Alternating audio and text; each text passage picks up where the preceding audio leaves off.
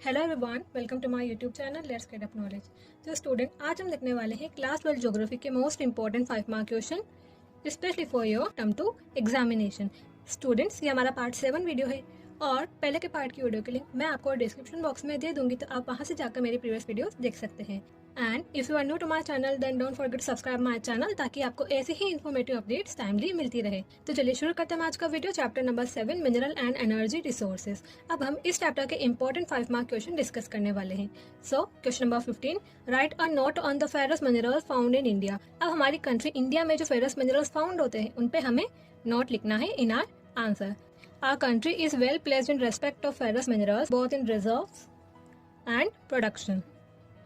अब क्या है, जो हमारी कंट्री इंडिया है वो फेरस मिनरल्स के रिजर्व्स एंड प्रोडक्शन के रेस्पेक्ट में all over the world well placed है। अब फर्स्ट हम बात करेंगे आयरन ओर के बारे में। So point number 1, India is endowed with fairly abundant resources of iron ore. तो क्या है, ये जो आयरन ओर है वो इंडिया के पास अबंडेंस में मौजूद है। It has the largest reserve of iron ore in Asia. और इंडिया है उसके पास क्या है, आयरन ओर का लार्जेस्ट रिजर्व है। कहाँ पे? In Asia. The two main types of ore found in our country are hematite and magnetite.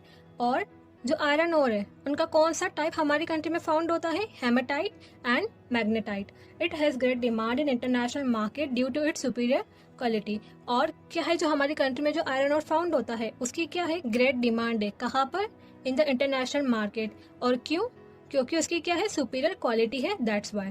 Point number 2, the iron ore mines occur in close proximity to the coal fields in the north eastern plateau region of the country which aids to their advantage. और क्या है, जो north eastern plateau reason है हमारी country का, वहाँ पर जो कोल फील्ड है उसके पास में ही क्या है, आयरन और माइंस है, जिससे क्या हो रहा है, जो हमारी कंट्री है उसको एक एडवांटेज मिल रहा है। Now, point number 3, about 95% of the total reserves of iron ore is located in the state of।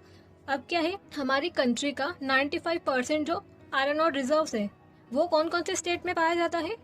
In Orissa, Jharkhand, Chhattisgarh, Karnataka, Goa, Andhra Pradesh and Tamil Nadu.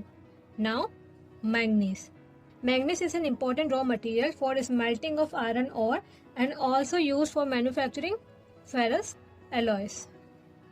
तो मैग्नीज क्या है, इंपॉर्टेंट रॉ मटेरियल है जो कि किस में यूज होता है? फॉर स्मेल्टिंग ऑफ आयरन और इसके साथ और किस में यूज होता है? For manufacturing ferrous alloys. Now point number 2, manganese deposits are found in almost all geological formations, however it is mainly associated with Dharwar system.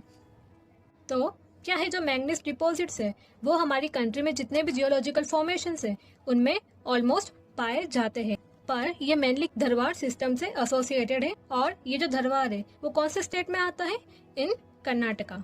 Fine. Now point number 3, Orissa is the leading producer of manganese. तो हमारी country में कौन सा state है leading producer manganese का? तो वो है Orissa. Now major mines in Orissa are located in the central part of the iron ore belt of India, particularly in Bonai, Kendujhar, Sundargarh, Gangpur, Koraput, Kalahandi and Bolangir. तो उड़ीसा में जो मेजर माइंस है वो कहाँ पर लोकेटेड है? इन the central part of the iron ore belt of India. यानी India में जो आयरन और बेल्ट है उसके सेंट्रल पार्ट में उड़ीसा की जो मेजर माइंस है वो लोकेटेड है, पर्टिकुलरली इन, यानी मेनली कहाँ पर? इन बोनाई, केंदुझर, सुंदरगढ़, गंगपुर, कोरापुट, कलाहांडी एंड बोलांजीर। तो ये जगह है जहाँ पर जो उड़ीसा की जो मेजर माइंस है वो लोकेटेड है। Karnataka is another major producer and here the mines are located in Dharwad, Bellary, Belgaum, North Kannada, Chikmagalur, Shimoga, Chitradurg and Tumkur। तो उड़ीसा के बाद जो मैग्नीज है उसका मेजर प्रोड्यूसर कौन है? कर्नाटका। और इसकी जो मेजर माइंस है वो कहाँ पर लोकेटेड है? Dharwad, Bellary, Belgaum, north Kanara, Chikmagalur, Shimoga, Chitradurga and Tumkur. Okay. Now question number 16, explain the features of non conventional sources of energy. अब जो non conventional sources of energy है उसके फीचर्स हमें एक्सप्लेन करने हैं in our answer. Point number 1, non conventional sources of energy are highly valuable. अब ये जो non conventional sources of energy है ये कौन सी सोर्स ऑफ एनर्जी है? ये ऐसी सोर्स ऑफ एनर्जी है जो हमें किससे मिलती है? रिन्यूएबल रिसोर्सेज से मिलती है, जो कि क्या है? नॉन एग्जॉस्टिबल है, यानी जो खत्म नहीं होते हैं, और वो क्या है? हाईली वैल्यूएबल है। Now point number 2, they are able to produce sustainable energy. और ये क्या प्रोड्यूस करने में हमें हेल्प करते हैं, सस्टेनेबल एनर्जी प्रोड्यूस करने में हमारी हेल्प करते हैं। Point number third, they are easily available in different parts, और जो हमारी कंट्री के डिफरेंट पार्ट्स है उसमें ये क्या है, इजीली अवेलेबल है। Now point number four, they are very abundant in nature, और ये क्या है, नेचर में अबंडेंट है, यानी एम्पल ऑफ अमाउंट में हमें अवेलेबल है। Now point number fifth, they provide sustainable, eco friendly and cheap energy. तो ये जो non conventional source of energy है, इनसे हमें कैसी एनर्जी मिलती है, sustainable, eco friendly and cheap energy. Now point number six, this energy sources are very equitably distributed and environmental friendly. तो ये जो non conventional sources of energy है, ये क्या है, ऐसे एनर्जी रिसोर्सेज है जो कि क्या है, इक्विटेबली डिस्ट्रीब्यूटेड है। ऐसा नहीं कि जैसा कन्वेंशनल सोर्सेज ऑफ एनर्जी में होता है कि किसी एरिया में वो ज्यादा पाए जा रहे हो, किसी एरिया में कम पाए जा रहे हैं, ऐसा इसमें नहीं होता है। ये क्या है, इक्विटेबली डिस्ट्रीब्यूटेड है ओवर दी स्पेस, और साथ ही साथ क्या है, ये इन्वायरमेंटल फ्रेंडली है। Fine. Now question number 17, right a detail note on the petroleum resources of India. अब क्या है, जो हमारे इंडिया का जो पेट्रोलियम रिसोर्सेज है उस पे हमें डिटेल नोट लिखना है in our answer. So crude petroleum consist of hydrocarbons of liquid and gaseous states varying in chemical composition, colour and specific gravity. तो ये जो क्रूड ऑयल है इसमें क्या कंसिस्ट होता है, लिक्विड और जो गैसेस स्टेट्स है उसके हाइड्रोकार्बन्स कंसिस्ट होते हैं, जो कि क्या करते हैं, वेरी करते हैं इन chemical composition, colour and specific gravity. Crude petroleum occurs in sedimentary rocks of the tertiary period. और ये जो क्रूड पेट्रोलियम है वो कहाँ अकर होता है, टर्शरी पीरियड्स की जो सेडिमेंट्री रॉक्स है उसमें क्रूड पेट्रोलियम अकर होता है या पाया जाता है। Now petroleum resources of India. Point number 1, till 1956 Digboi in Assam was the only oil producing region in India, but the scenario changed after 1956। अब क्या है, 1956 तक क्या था, सिर्फ डिगबोई में, जो कि कहाँ पे है, इन असम, वो ही क्या था, हमारे इंडिया में एक ऑयल प्रोड्यूसिंग रीजन था। बट आफ्टर 1956 के बाद क्या हुआ, जो सिनेरियो था वो चेंज हो गया। Point number 2, in recent years new deposits have been found at the extreme western and eastern parts of the country. In Assam, Digboi, Naharkatiya, Moran are the important oil producing areas. अब क्या है, इन रिसेंट ईयर्स जो new deposits है किसके, crude petroleum के, वो किधर पाए गए, हमारी कंट्री के extreme western and eastern parts में पाए गए। और जो हमारी कंट्री है उसमें असम, डिगबोई, नहरकटिया एंड मोरान क्या है, इम्पोर्टेंट ऑयल प्रोड्यूसिंग एरिया से। Now point number 3, the major oil fields of Gujarat are Ankleshwar, Kalol, Mehsana, Navagam, Kosamba and Lunej. तो गुजरात के जो मेजर ऑयल फील्ड्स है वो कौन कौन से हैं, Ankleshwar, Kalol, Mehsana, Navagam, Kosamba and Lunej. Now point number 4, Mumbai High, which lies 160 km off Mumbai, was discovered in 1973 and the production commenced in 1976. So जो मुंबई हाई है वो कहाँ लाई करता है, 160 किलोमीटर ऑफ मुंबई, जो कि कब डिस्कवर्ड हुआ था, इन द ईयर 1973। और इसमें प्रोडक्शन का कमेंसमेंट यानी जो प्रोडक्शन की शुरुआत कौन से ईयर से हुई थी, in the year 1976। Now point number 5, oil and natural gas have been found in exploratory wells in Krishna, Godavari and Kaveri basin on the east coast। और क्या है, जो कृष्णा, गोदावरी और जो कावेरी बेसिन के जो एक्सप्लोरेटरी वेल्स है ऑन द ईस्ट कोस्ट, उसमें क्या हुआ, ऑयल एंड नेचुरल गैस भी फाउंड हुआ। Now question number 18, electricity is one of the greater inventions of all times. It is mostly generated by using coal, natural gas and petroleum, which are exhaustible resources. Can you imagine the human society without electricity? This may happen in future when all energy resources will be exhausted. Explain the values that can change this possible darkness scenario। अब इस question में हमें ये बोला गया है कि जो इलेक्ट्रिसिटी है वो क्या है, अब तक का सबसे ग्रेटर इन्वेंशन है।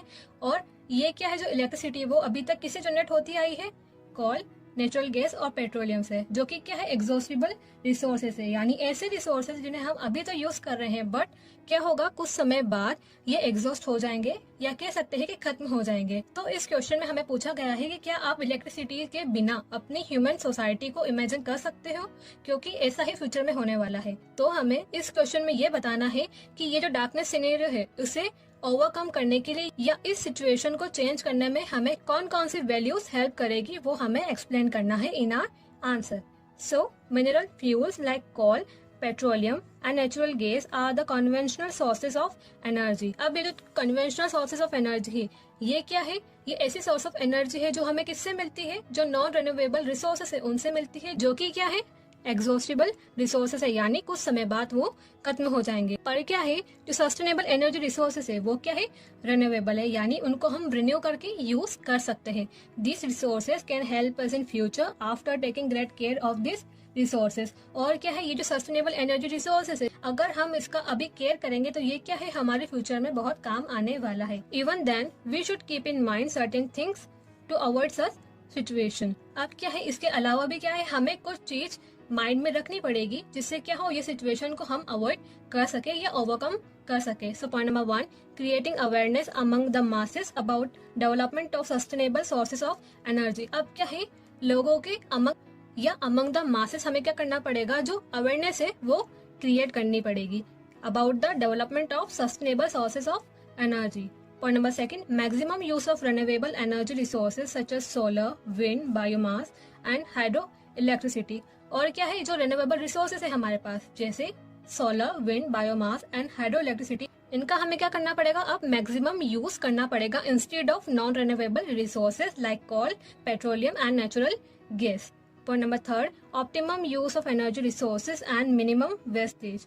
और क्या है, जो भी एनर्जी रिसोर्सेज हम यूज कर रहे हैं उनका ऑप्टिमम यानी बेस्ट यूज करना पड़ेगा, और जो उनका जो वेस्टेज है वो मिनिमाइज करना पड़ेगा। Point number 4, alternative energy sources like solar power, wind etcetera are to be developed. और क्या है, जो अल्टरनेटिव यानी और दूसरे एनर्जी रिसोर्सेज है like solar power, wind etcetera, उनको भी क्या करना पड़ेगा, हमें अब डेवलप करना पड़ेगा। Now chapter 9, planning and sustainable development in Indian context.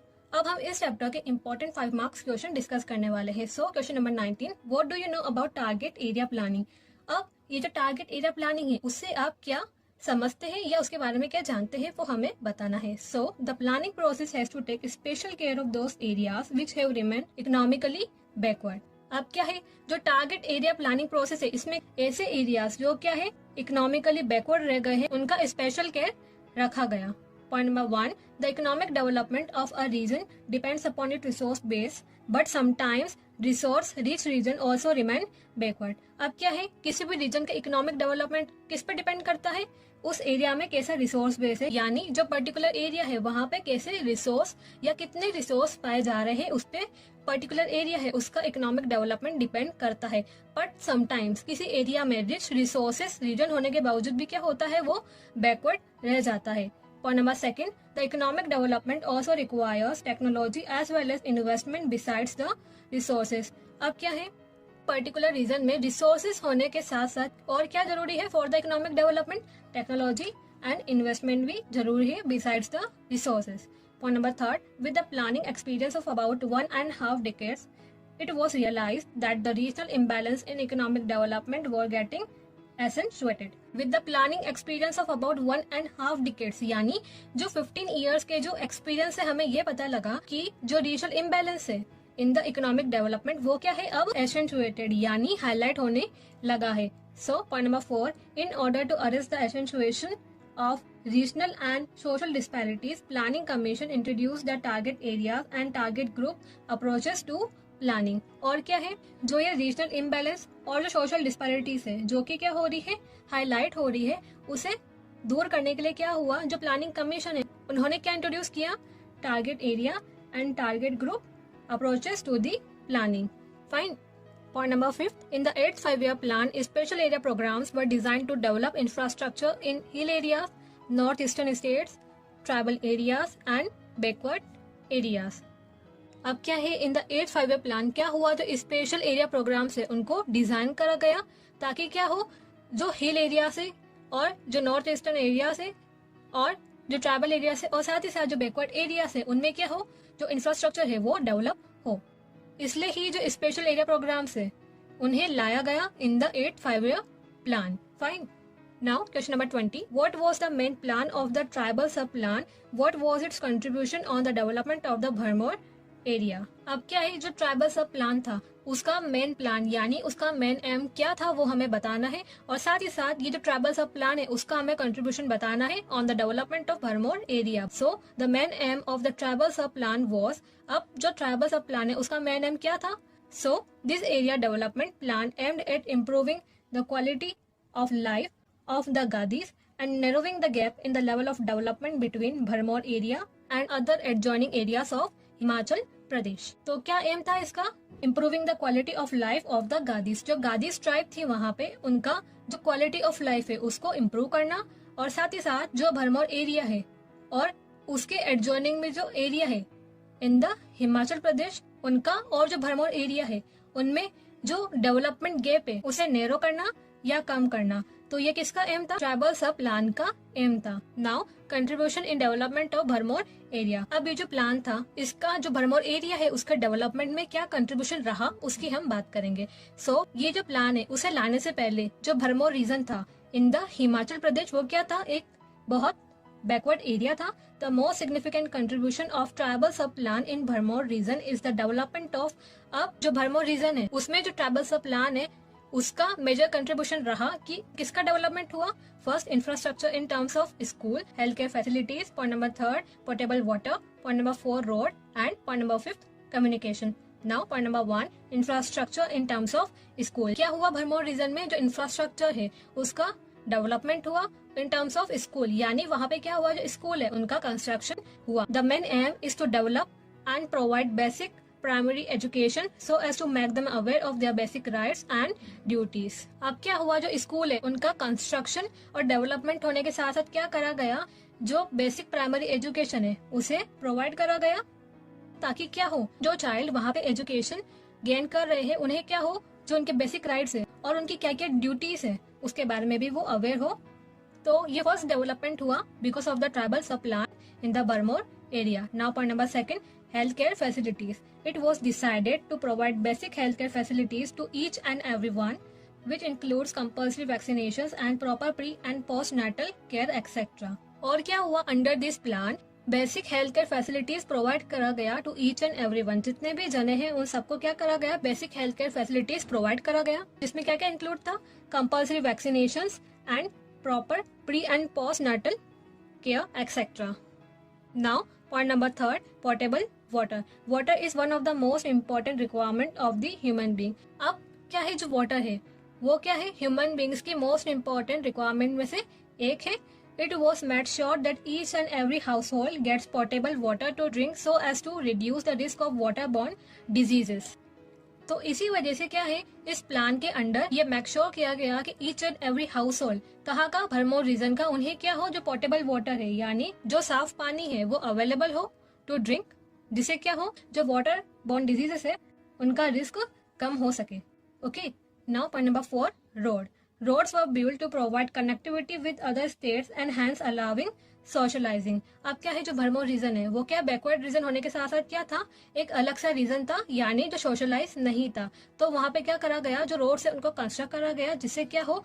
ये जो रीजन है उसका कनेक्टिविटी हो जो एडजॉइनिंग एरिया है उनसे भी, और जो अदर स्टेट्स है उनके भी साथ क्या हो? उनका कनेक्टिविटी हो। तो इस वजह से क्या हुआ? वहाँ पे रोड्स का कंस्ट्रक्शन हुआ। Now point number 5 communication. Communication services such as TV, telephones, internet connections were provided for the development of the people and to keep them in sync with the outside world। और क्या करा गया? इस plan के under ये जो area है Bharmour area, वहाँ पे क्या करा गया? कम्युनिकेशन सर्विसेज जैसे टीवी, टेलीफोन्स, इंटरनेट कनेक्शंस उन्हें प्रोवाइड करा गया, जिससे क्या हो? वहाँ के जो लोग हैं उनका डेवलपमेंट हो, और क्या हो? ये जो एरिया है वो भी अलग सा ना रहे, और जो आउटसाइड वर्ल्ड है उसके सिंक में यानी उसके कनेक्ट में या उसके साथ रहे और उसका भी डेवलपमेंट हो। तो इसी वजह से ही ये जो एरिया है उसमें जो कम्युनिकेशन सर्विसेज है वो प्रोवाइड करा गया under this plan in the Bharmour region. Now question number 21 suggest the measures of promotion of sustainability in Indira Gandhi canal command area. अब जो Indira Gandhi canal command area है वहाँ पे क्या करना? जो सस्टेनेबिलिटी है उसको प्रमोट करने के लिए हमें जो मेजर्स है उन्हें सजेस्ट करना है इन our answer. So point number 1 the first requirement is strict implementation of water management policy. The canal project envisages protective irrigation in stage 1 and extensive irrigation of crops and pasture development in stage 2। जो first major क्या है कि वहाँ पे क्या हो? जो water management policy है उसका क्या हो, स्ट्रिक्ट इम्प्लीमेंटेशन हो। और इसी वजह से क्या हुआ, जो कैनाल प्रोजेक्ट है उसमें क्या बताया गया कि जो स्टेज 1 है वहां पे क्या होना चाहिए, प्रोटेक्टिव इरिगेशन है वो होना चाहिए, और जो स्टेज 2 है वहां पे क्या होना चाहिए, एक्सटेंसिव इरिगेशन ऑफ क्रॉप्स और पेस्चर डेवलपमेंट होना चाहिए। ऐसा जो कैनाल प्रोजेक्ट है उसमें बताया गया, ताकि क्या हो, जो Indira Gandhi canal command area है वहां पे सस्टेनेबिलिटी प्रमोट हो।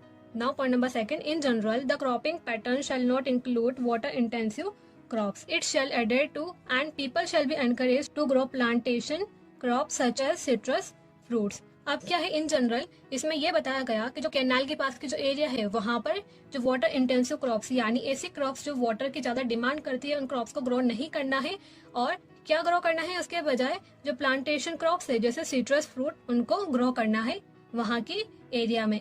और ऐसा करने के लिए ही क्या लोगों को एनकरेज करना है। Point number 3, the areas affected by water logging and soil salinity shall be reclaimed. और क्या है, ऐसे एरियाज जो वाटर लॉगिंग और जो सॉइल सैलिनिटी की जो प्रॉब्लम है उससे अफेक्ट हुए हैं उनको वापस रिक्लेम करना या वापस उनमें सुधार करना। Now point number 4, the eco development through afforestation, shelter belt plantation and pasture development is necessary, particularly in the fragile environment of stage 2. अब क्या है, जो इंदिरा गांधी कैनाल है जहाँ पे वो बिल्ट है और उसके आसपास जो एरिया है वहाँ पे क्या करना, इको डेवलपमेंट करना through afforestation, shelter belt plantation and pasture development is necessary. और पर्टिकुलरली ये जो इको डेवलपमेंट करने के जो मेजर्स है उनका सबसे ज्यादा नेसेसरी कहाँ पे है, स्टेज 2 जहाँ पे क्या है, फ्रेजाइल इन्वायरमेंट है। Okay, now point number 5, the social sustainability in the region can be achieved only if the land lords having poor economic background are provided adequate financial and institutional support for cultivation of land. और क्या है, ये जो reason है वहां पर social sustainability कैसे achieve होगी, जब जो लैंड अलॉटीज जो क्या है पुअर इकोनॉमिक बैकग्राउंड से है उन्हें जब adequate financial and institutional support मिलेगा, किस लिए, for the cultivation of land, तब क्या होगा, वो जो रीजन है वहां पर सोशल सस्टेनेबिलिटी अचीव होगी। Point number 6, the economic sustainability in the region cannot be attained only through development of agriculture and animal husbandry. The agricultural and allied activity have to develop along with other sectors of the economy. This shall lead to diversification of economic base and establishment of functional linkage between basic villages, agro-service centers and market centers. अब क्या है, ये जो reason है वहाँ पर सिर्फ agriculture और जो एनिमल हस्बेंड्री है उनके डेवलपमेंट से ही इकोनॉमिक सस्टेनेबिलिटी अचीव नहीं होगी। वहाँ पे क्या करना पड़ेगा, एग्रीकल्चर और जो एलाइड एक्टिविटी है उन्हें हमें डेवलप करना पड़ेगा along with other sector of the economy. This shall lead to diversification of economic base. और इसकी वजह से क्या होगा, जो रीजन है वहाँ पे क्या होगा, जो इकोनॉमिक बेस है उसका क्या होगा, डाइवर्सिफिकेशन होगा, यानी वो डाइवर्सिफाई होगा, and establishment of functional linkages between basic villages, agro service centres and market centres. और इस वजह से क्या होगा, ये जो एरिया है उसका क्या होगा, फंक्शनल लिंकेज, यानी काम के सिलसिले में जो लिंकेज होगा किससे, बेसिक विलेजेस से, एग्रो सर्विस सेंटर से, और जो मार्केट सेंटर्स है उनसे इनका फंक्शनल लिंकेज होगा। फाइन स्टूडेंट्स, मैंने इधर 6 पॉइंट लिखे हैं, आप इनमें से कोई से भी 5 पॉइंट लिख सकते हैं in your answer which ever you feel easy. So student, this is all about today's video. Hope this video proved to be helpful for you, and if you have any query then you can comment me down in the comment section. और channel को अब तक subscribe नहीं किया है तो do subscribe my channel, ताकि आपको ऐसे ही इन्फॉर्मेटिव अपडेट्स टाइमली मिलते रहे। तो मिलते हैं नेक्स्ट वीडियो में, till then thank you and bye bye.